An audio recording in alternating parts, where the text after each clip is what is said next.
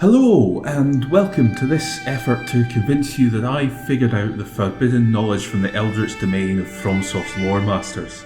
We're looking at my theory about how the lands between and the realm of Shadow were connected prior to the latter being hidden away by Marika. There are plenty of other theories about this out there, but of course I think I've got the right one. I'm confident that the realm of Shadow was at some point quite literally a physical part of the lands between, and more or less in the form that we see it when we visit.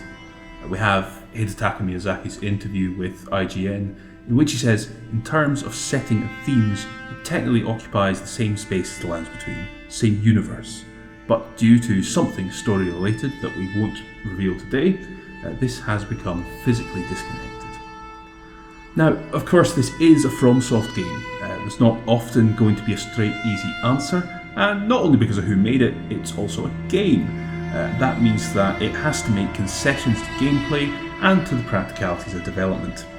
The lands between is clearly intended to be a magnificent empire, not a little island you can run end to end in... hang on.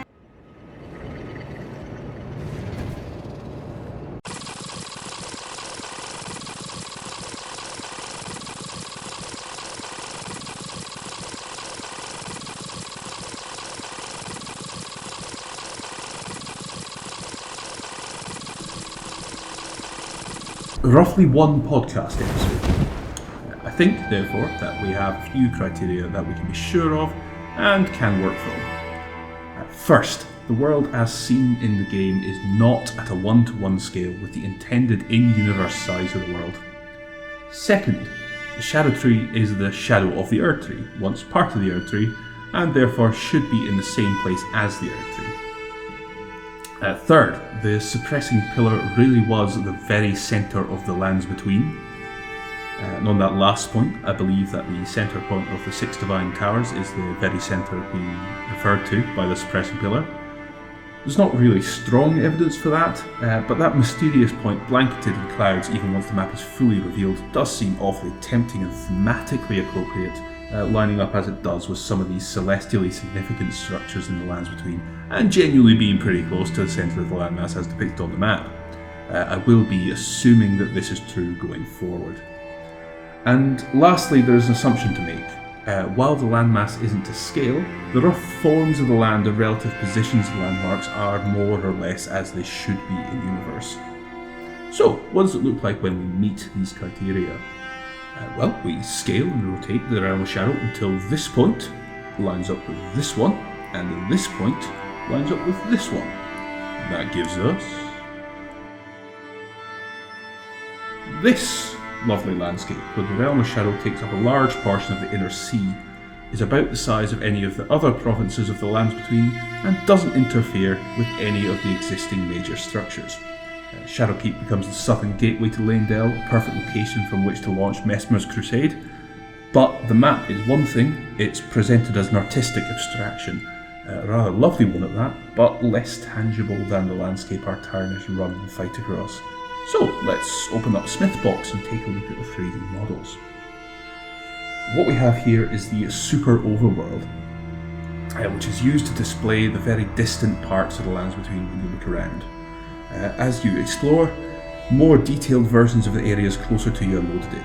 I've hidden the skybox. I've also hidden all of the Earth Tree's various branches and ribbons to leave just the trunk for better visibility. And here's the Shadow of the Earth Tree Superworld, which I've given the same treatment. We can load the Super Overworlds in at the same time, and naturally they're just mashed in on top of each other. Then we scale and rotate the realm of Shadow following the same rules as we did before. With the horizontal dimensions at about 55%, I've stretched the realm of Shadow upwards a little and flattened the lands between to compensate. Now, not only does it meet our 3 criteria, it also places Jagged Peak in contact with the bestial sanctum in the Dragonbarrow. The Dragonbarrow has a great deal of evidence pointing towards it being the former location of Farum Azula, and I'm not the first person to point this out. The name of the Farum Great Bridge perhaps being the strongest, but the abundance of dragons, the presence of Garank or Malekith, and the 2 beastmen of Farum Azula in a nearby cave all back it up. With this combined map, it seems that Farum Azula could have been part of Jagged Peak, And perhaps it's in its current state because that was all that Placidusats could do to save the dragon civilization from being entirely banished to the Shadow Realm. Unfortunately, Farum Azula itself is not on the Super Overworld, instead being part of the local map for the only place that you can see it from the ground, the isolated Divine Tower.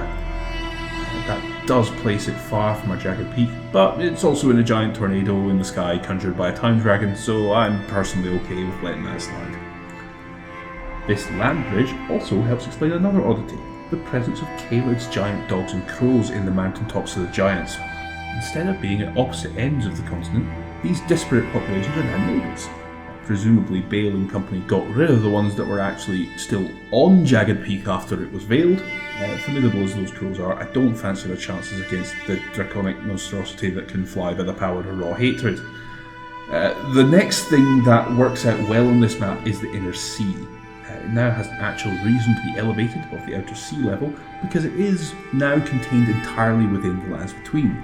The great Shifra and Ainsel rivers actually do run from the Inner Sea to the outer. You can follow the Ainsel from here near the Inner Sea all the way along to the Lake of Rot. From there we move through the Great Cloister and eventually get in the FromSoft public transport coffin over a waterfall and downstream to go find Astel right under the Moonlight Altar next to the Outer Sea. Similarly, we know that Shifra's water runs through Nokron over those beautiful waterfalls, meaning that it flows in from this area near the Inner Sea out towards this one near the Outer Sea.